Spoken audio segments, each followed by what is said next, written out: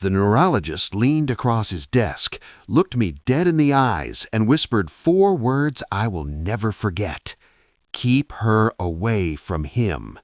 He wasn't talking about a stranger. He was talking about my wife, the mother of my child, the woman I had loved for 11 years. And in that moment, everything I thought I knew about my life shattered. My name is Mike. I'm a 44-year-old civil engineer from Columbus, Ohio. I have a son named Caleb. He's 9 years old. Smart kid. Loves building with Legos and watching nature documentaries. He has this laugh that sounds like pure sunshine. And for the last 2 years, that laugh had been disappearing. I noticed it slowly at first. Caleb used to run to the door when I got home from work. Then he started staying in his room. He used to eat dinner with big eyes and a full plate. Then he started saying he wasn't hungry. He used to sleep through the night. Then the nightmares started. I told myself it was just a phase. Kids go through things. Growing pains. Adjustment. But deep down, something in my gut was screaming. Something was very wrong. My wife, Tiffany, had always been a complicated person. When I first met her, she was magnetic. Funny. Confident. She walked into every room like she owned it, and I loved that about her. We got married in 2013. Caleb came along in 2015. But somewhere around 2020, things shifted. She started having mood swings that frightened me. One minute she'd be completely normal, laughing at dinner, talking about vacation plans. The next minute she'd be screaming over a coffee mug left on the counter. I tried to talk to her about it. She told me I was being dramatic. Her mother, Linda, backed her up every single time. Linda had always thought I was beneath her daughter. She made that clear from day one. She called me, the engineer, like it was an insult. She told Tiffany she could have done better. So when I raised concerns about Tiffany's behavior, Linda would call me controlling. "You're trying to gaslight my daughter," she told me once. I started wondering if maybe I was the problem. But then Caleb started having stomach aches every morning before school. His teacher called me, not Tiffany, me, and said he was distracted, distant, and had started crying in class twice for no obvious reason. That's when I made a decision. I had to figure out what was really going on. I suggested to Tiffany that we see a family therapist. She laughed. Actually laughed. "There's nothing wrong with me, Mike. Maybe you should go see someone." I pushed harder. I told her Caleb was struggling. I showed her the note from his teacher. She looked at it, set it down on the kitchen table, and walked away. Didn't say a word. That night, I heard her on the phone with Linda. She said, "He's trying to build a case against me." I stood in the hallway, completely frozen. A case? I was worried about our son. But the way she said it, calculating, cold, it sent a chill straight through me. The next few weeks were worse. I started documenting things. Not because I was planning anything. Just because I felt like I was losing my mind and I needed to know I wasn't imagining it. I wrote down dates and incidents in a plain notebook. The morning she screamed at Caleb for 20 minutes because he spilled orange juice. The afternoon she locked herself in the bedroom for 8 hours and wouldn't respond when Caleb knocked on the door crying. The night I found Caleb asleep on the bathroom floor because he said he was scared to go to his bedroom, which shared a wall with ours. I filled up 12 pages in 3 weeks. Then came the incident that changed everything. I came home early from a site visit on a Tuesday afternoon. I walked in the front door and heard Caleb crying. Not the normal kind of crying. The scared kind. I walked toward the kitchen and saw Tiffany standing over him, completely expressionless, while he sobbed at the table. She wasn't yelling. She wasn't even speaking. She was just staring at him. Like he wasn't her son. Like he wasn't even a person. I stepped into the kitchen and said, "Hey! What's going on?" She turned to me slowly and said, "Nothing. He's being dramatic." Caleb looked up at me with red eyes and said, "Daddy, I don't feel good." I picked him up. He held on to me so tight I could feel his little heart hammering. That night, After Caleb fell asleep in my arms, I sat in the dark and made a decision. I wasn't going to wait any more. I want to be honest with you. I still loved Tiffany. Part of me was desperately hoping there was an explanation. A medical reason? Something that could be fixed.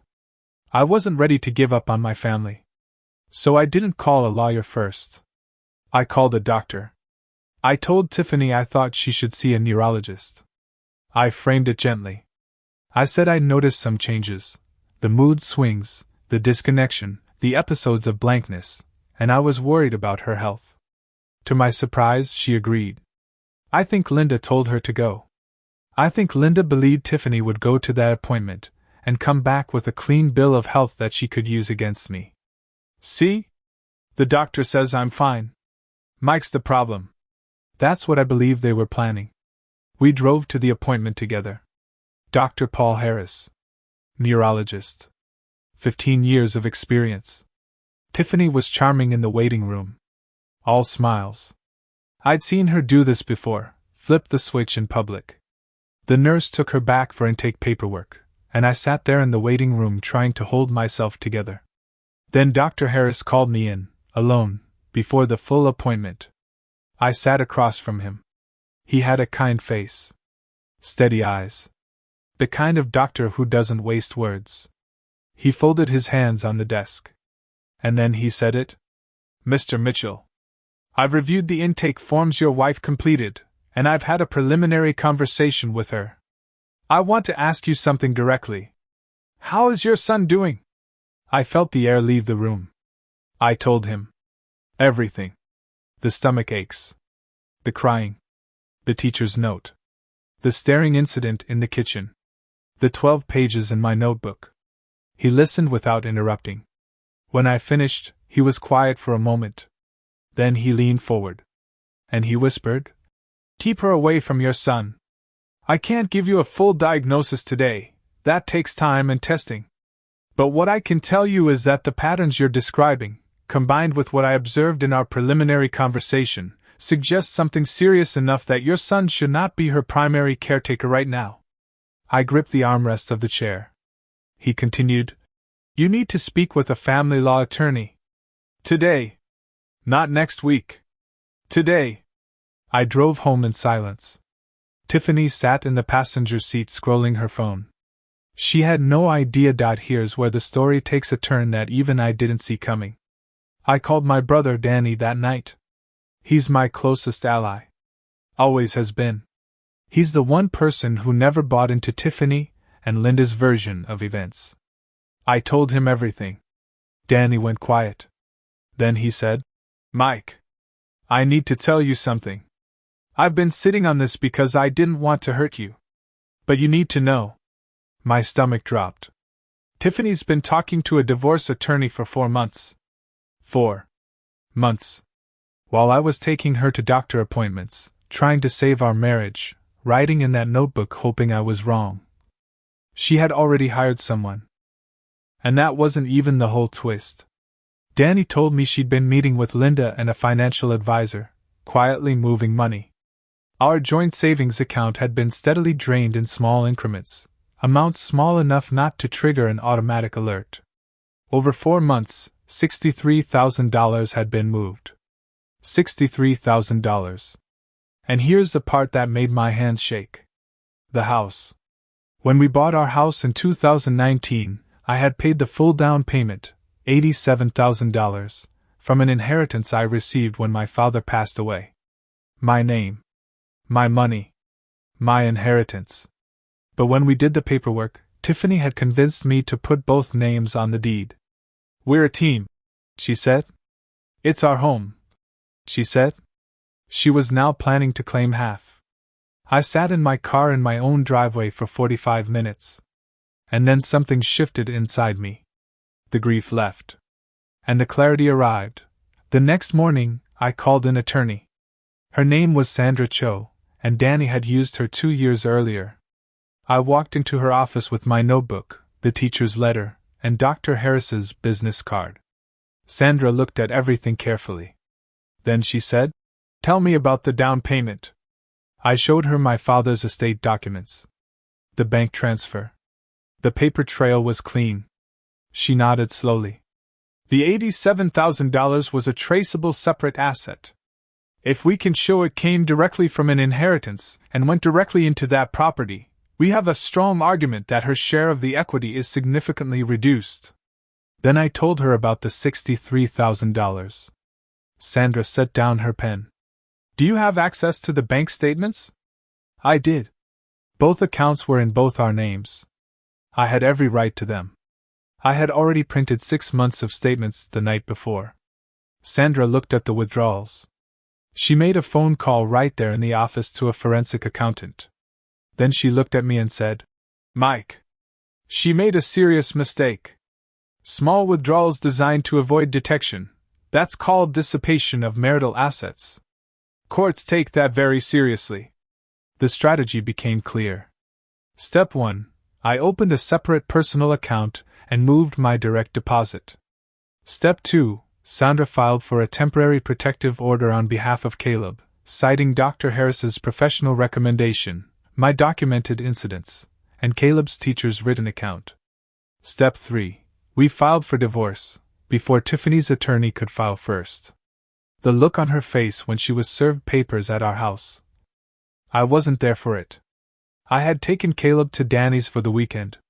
But Danny told me later that Tiffany called Linda the moment the process server left. And Linda called me screaming. You think you're clever, Mike? You think this is over? I let her scream. I had nothing to say to Linda. Not anymore. The next 3 months were hard. I'm not going to pretend they weren't. There were nights Caleb asked me when Mom was coming home and I had to hold it together while my heart broke for him. There were days I second-guessed everything. But then the temporary custody arrangement went into effect. Supervised visits only. Every other Saturday. A neutral location. And Caleb's stomach ache stopped. Within 3 weeks. Gone. He started sleeping through the night again. He started running to the door when I got home. The laugh came back. That sunshine laugh. That was the moment I knew I had made the right call. In court, Tiffany's attorney tried to paint me as controlling and paranoid. They called Linda as a witness. Linda sat in that witness stand and called me a manipulative husband who had isolated Tiffany for years. And then Sandra cross-examined her.